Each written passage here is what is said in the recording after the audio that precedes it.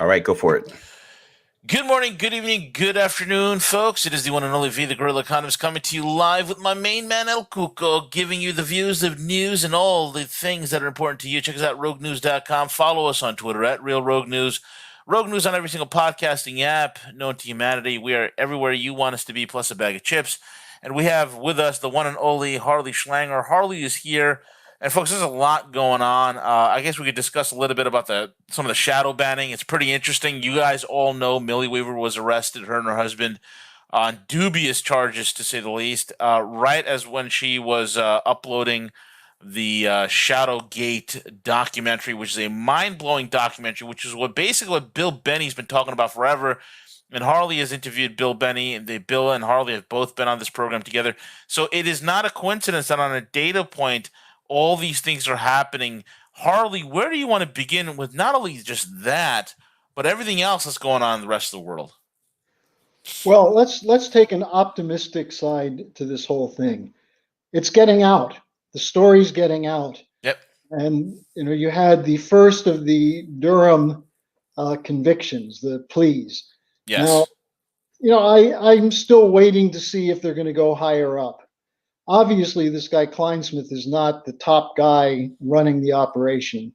There was some higher authority giving him a go ahead to do this.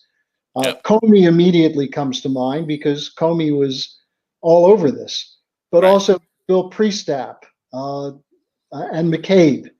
Now, when you start talking about Comey, Priestap, and McCabe, you're talking about Brennan. You're talking about the whole so-called shadow government. And Brennan, of course, is very much focused on in the Shadowgate documentary, the role that he played. So I think the important thing is that it's getting harder and harder to cover it up. You can arrest one person here, another person there. Bill Binney was basically hounded and arrested and threatened. Roger Stone is mentioned in the Shadowgate documentary. He's Right. come through this thing, I would say, somewhat rehabilitated and fighting mad. So the more they press, the more it confirms what people are saying. And the only thing they have to protect themselves is to say anyone who believes this is a conspiracy theorist, which Hmm. is their way of saying don't look at the facts. Right. Because the facts show that these guys were in collusion, cahoots, conspiracy, whatever you want to say. These guys are running an operation. But I think the important thing now, and V, we've been talking about this for a while, we've got to get to the intent. It's useful to know that you have these technical guys who are plugging everything into these, taking the government metadata and then using it for private corporations so that they can figure out literally what people are thinking about, what Sure. people are doing, what people like, what they want, what they don't like. The question is, why are they doing it? Is it just that they want a police state, a security state? They've got it. There's something bigger here. They want to destroy any potential to break out of this geometry. Right. And the Trump election was the biggest break, even though it hasn't fulfilled its promises yet. But now we're seeing something that's also being missed by the media. In the last days, Trump has said some fairly extraordinary things. First of all, on Snowden, that after saying all along, Snowden is guilty, he's a security threat, now all of a sudden he's saying, well, maybe Snowden's okay, maybe he should get a pardon. Hmm. Secondly, after insisting and letting Pompeo insist that there won't be any new nuclear pact with Russia unless China's brought in, all of a sudden Trump has dropped the demand that China be brought in, and he's having discussions with Putin about a new START agreement. And Trump told Hugh Hewitt last week, this is addressing the biggest problem in the world. Now, Right. what's he talking about? The danger of nuclear war and the danger of a new nuclear arms race, both in terms of the enormous costs that has to economies, but also the danger that a simple accident could lead to the annihilation of the human race. But Harley, So, isn't the biggest danger facing humanity climate change? Aren't we only going to live for another 10 or 12 years? Well, since you put it that way, I guess I forgot about that one. No, but it's fascinating to me that Trump pivots on these things on a dime. And Correct. now he's saying, well, today you have Marshall Billingsley, who's the chief U.S. negotiator on the arms agreement, meeting with Sergei Ryabkov, the deputy foreign minister of Russia. They're meeting in Vienna to discuss this. You have Pompeo talking to Lavrov. Now, Pompeo's threatening Lavrov from time to time, but the content of the discussion is, are we going to have a big summit or just a US Russian summit? And Right. again, it's interesting. Pompeo threatened Lavrov. He said, if we find out that you were paying Taliban to kill Americans, we're really going to crack down on you. Meanwhile, Ooh, Trump has terrifying. said half a dozen times, there's no story here. It's a New York Times. It's a fake story. Correct. So I think what we're seeing is an unraveling of the uniformity of the police state, of the security state. Good. And while I'm not fully convinced in the Berge story that's from Shadowgate that he has all the pieces there, it does bring some of these things together in the bigger picture. And the bigger picture is that they wanted this surveillance state because they want to make sure there are no ideas that exist outside of the accepted ideas of the consensus. But they can't contain it anymore. Harley, So be real that's the quick. big. Sorry to answer. The video has already been taken down. The documentary Yeah, people keep it's putting it down. back up, and it keeps getting taken down. They don't want that out there. You, I know. Look, there's not 100% accuracy on the video whatsoever, but the fact that this is being pushed out, and the fact that these idiots are out there actively trying to ban it, is just bringing more of an attention to it. So, And Harley, what you said is arresting the so true. person who made it. Yeah, Yeah. the cat is out of the bag, like you said, Harley. Yeah. So what people should do is realize the more you talk about these things, the more we endanger this security state. Right. The whole point of a security state is to intimidate people so no one will step out of line. What happens when everyone's stepping out of line? They can't enforce a uniformity. So now we have this joke that's going to start tonight called the Democratic National Convention. I mean, it's besides the fact that it's sort of like Ringling Brothers, Barnum and Bailey Circus held in a cave. You know, you're going to have, who is it? I think Michelle Obama speaking tonight, Bill Oh, Clinton. riveting. Yeah. And what are they going to say? They're going to say Trump is bad. Yep. Orange is bad. Orange That's going man bad. yeah, over and over and over. I'll be shocked if people watch more than 15 minutes of it. And you think people are really going to be riveted by Kamala Harris or Joe Biden on Wednesday and Thursday? Oh my God. So, you know, the more you repeat some of this nonsense, and how many times do you think they're going to say Russia elected Trump? Russia's still interfering. Russia's still a problem. Trump is owned by Putin. You know, you'll hear that over and over. But I think it's fascinating that Trump is saying, yeah, we're going to talk to Putin. Yesterday, NBC News, which is not usually reliable, we used to call it the National Bolshevik Corporation. National Bolshevik Corporation. That's a But good they one. came out with a story yesterday saying that it looks as though there will be a Trump Putin summit before the election, maybe even as early as September. That'll be great. So these things are really fascinating. My new article this week was about the revolutionary shockwave that was created at the Helsinki summit between Trump and Putin, and how Brennan, the Democrats, the Republicans, in lockstep reacted to take the real agenda off the front pages, which was Trump and Putin's agenda was to talk about nuclear arms race. And what did they bring up instead? Trump committed treason by saying he trusted Putin more than his intelligence community. And you know what? Putin is more trustworthy than the I agree people with that that. Trump was dealing with. Yeah. I trust what Putin's telling us as a nation versus our own intelligence services, which are at this point, and which is again highlighted by the documentary, highlighted by Bill Binney, highlighted by you several times, Harley. You cannot trust these guys. They're completely compromised. There is another agenda at work. It is a system of using data-centric focal points in order to corral and control the American people. Not only that, but to also benefit monetarily off this control grid. That is a giant virtual prison, Harley. I think you've hit it on the head. It's incredible to see this.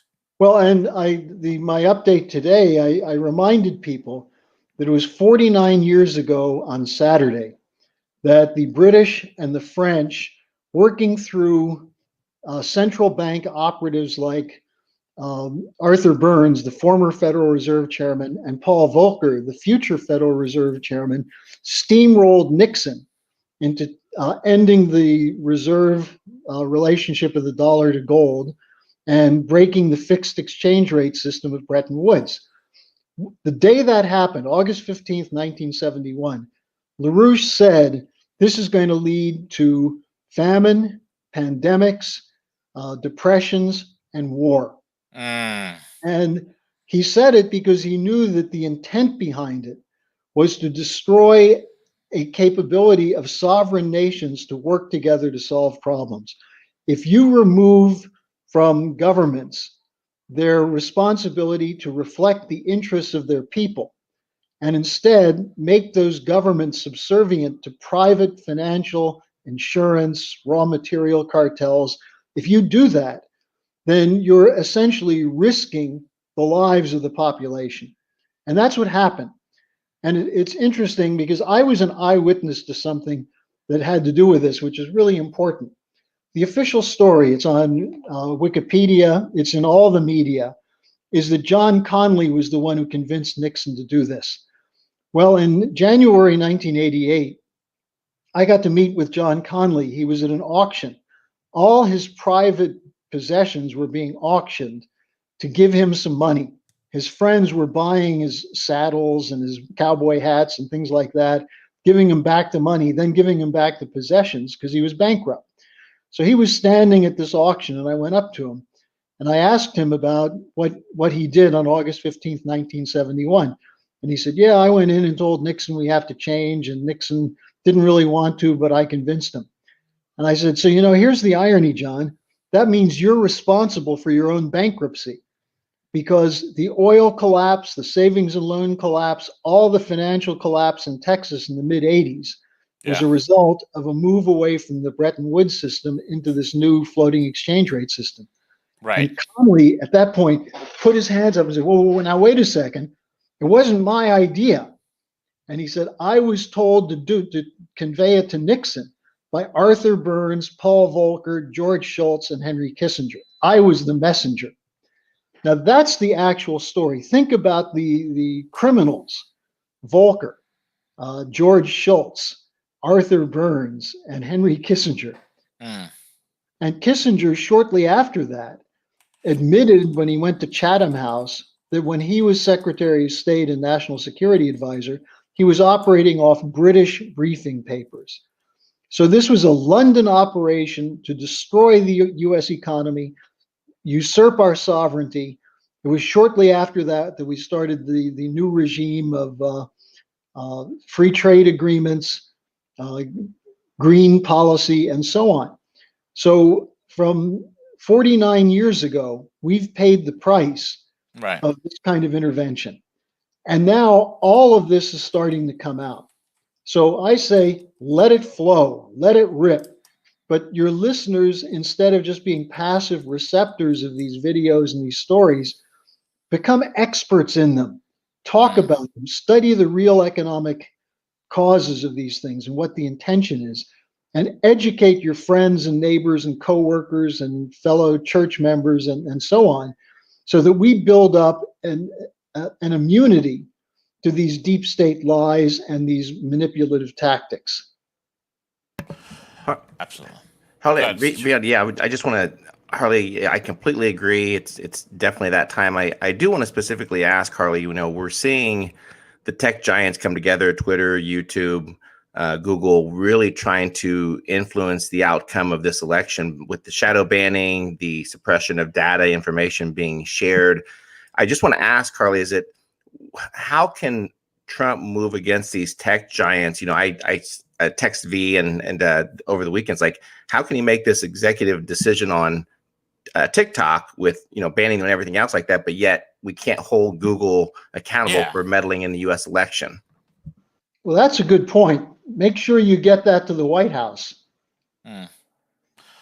But no, I'm seriously, CJ, you should draft a 2-paragraph memo and send it to the entire Trump campaign team, to Jared Kushner, and to Trump. Tweet it out to him. I think that's a very valid point, and it certainly saves the problem of going through 15 years of legal disputes and other kinds of things. So I think that's a very good idea. Will do, Harley. Go ahead, V. Sorry. no, CJ, I mean, you hit the nail on the head. That's an incredible point, man. Why is TikTok being taken out as quote unquote it is a security risk because it's owned by the Chicoms, but yet Google, Facebook, YouTube, Twitter, these guys still have free reign. It's beyond me. It's beyond me. We can be that heavily muscled against a company that is offshore, that is not in the United States, that is literally making billions of dollars with valuations in the hundreds of billions, and we're able to literally take them down, forcing them to either sell off portions of their operations, but yet we can't go after Twitter, we can't go after Google, we can't go after any of this. It's unbelievable. I mean, one of the things that I would suggest to President Trump is that he take some of the millions of dollars that he's raising and do a bunch of 5-minute infomercials. Buy the time on network television, whatever network will sell it to him, and get it out that way. I think that would have an enormous impact. I remember in 1976, when Lyndon LaRouche ran his first presidential campaign as the U.S. Labor Party, and the intention was to try and break labor support for Jimmy Carter, break it away from Jimmy Carter. We did a half-hour infomercial where we literally went out and raised pennies from people, nickels, dimes, dollars, to get, at the time, I think it was $280,000 that was needed for a half hour on election eve, at cheap by today's standards, but it was on one of the network stations. And LaRouche went after two things. One was William Paddock, who was a genocidalist who wanted to shut down the border with Mexico because he wanted to reduce population in Mexico. So Lynn connected him to the Club of Rome and the whole gaggle of population reduction genocidalists. But the second thing he did is, the way it started was it showed someone going into an election booth, pulling a lever for Jimmy Carter and triggering a nuclear explosion with Carter's smile on the mushroom cloud. And what we said is, a vote for Jimmy Carter is a vote for nuclear war. Why? Who is Zbigniew Brzezinski? Of course, the technocrat. Yeah. Globalist, trilateralist. But Brzezinski, as Lynn knew, and this was before the Carter administration started, that Brzezinski was part of this trilateral operation, this 1980s project that was committed to destroying the sovereignty of the United States, but more importantly, to using what Brzezinski called the Arc of Crisis, the southern border of Russia and China, to organize Islamic fundamentalists to attack the Soviet Union and the Chinese. Now, Brzezinski was doing this based on a playbook by a guy named Bernard Lewis, who was an Oxford-based City of London Corp. Yeah. Bernard Lewis is one of the people who Samuel Huntington of the Clash of Civilizations calls his mentor. So you had this British Harvard grouping of geopoliticians who were planning back in the 70s for how to destroy Russia and China as sovereign nations. And what they miscalculated is that Russia and China had a certain amount of internal strength. And, while it was not so good in the 70s and 80s, because it was still Communist Party dominated, by the 90s, And especially in the last 20 years, China has built up a relatively strong economy based on their own scientific and technological advance. And so they now are a threat to this global new world order that George Herbert Walker Bush talked about. So even though the globalists played a role in helping to build China through the trade agreements and so on, they thought China would be brought into the financial system, the banking system, so they would never become an independent power. Now they are. So that's why we're hearing China, China, China, along with Russia, Russia, Russia. But again, I think all of this can be exposed and people can figure it out. And if we do this in the next 70 something days, we can protect the country from a fate worse than Hillary Clinton, namely Kamala Harris, who would be the enforcer of the globalists in a Biden administration. It's crazy. It's absolute insanity to even imagine that thing, you know. But you know, it's pretty interesting, Harley, is when you see the silent majority, I think, starting to wake up. I've never seen so many pro-America, pro-Trump rallies that are in California, that are in the middle of New York. I mean, look, I just put out the boat rally on Twitter. This is insane. I've never seen anything like this. I mean, just look at this. Did you see this poll that shows that 80% of the African American population wants more police, not less? Yep, I did. And same thing with the Hispanics as well.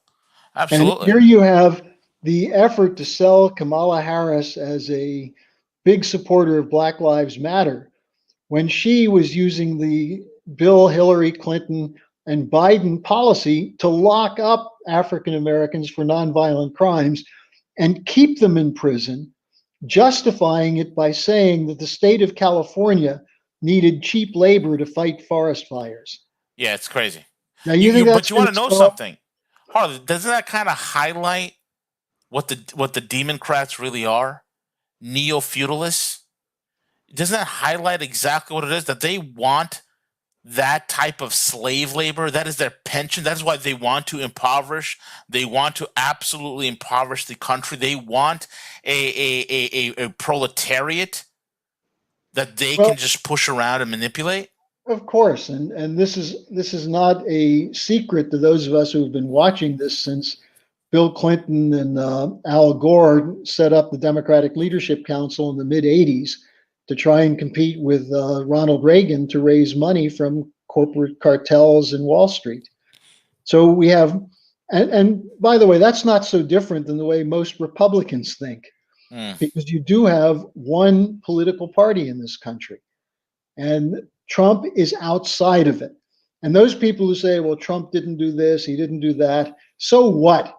He's fighting literally almost alone what he correctly identified as a swamp. And occasionally his little boat gets overwhelmed by swamp creatures. So that's why we've got to do the work to protect this president from this cabal. And, you know, I get a little impatient with all these people who say, but he didn't do this, he didn't do that, why did he appoint this guy? Well, you know, he's made some mistakes, but he's still hanging in there. And the potential to totally change the paradigm is real. And it's only going to happen if Biden is defeated and if the American people show the brains and the moral courage to stand up and fight this operation. Absolutely right. You hit the nail on the head.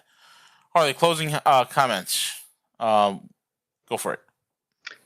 Well, I would encourage people. I did a 12-minute update this morning. It's available, unless CJ tells me otherwise. It was available earlier today on YouTube, LaRouche Pack videos. And I go through what actually happened 49 years ago to plunge us into this deep crisis that we're in today. And likewise, we have a solution. We need cooperation among the great powers. And I think we're seeing something interesting. There's big changes going on in the United Kingdom in the population. In the French, after the Yellow Vest movement, we're seeing Macron open now to talking with the Russians and the Chinese.